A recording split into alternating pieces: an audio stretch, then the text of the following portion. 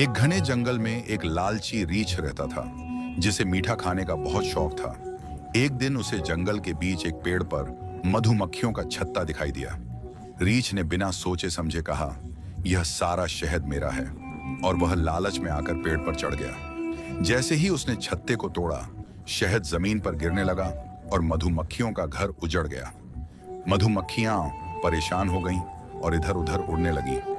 तभी मधुमक्खियों की रानी आई और बोली, यह शहद हमारा घर है, तुमने हमारा नुकसान किया है।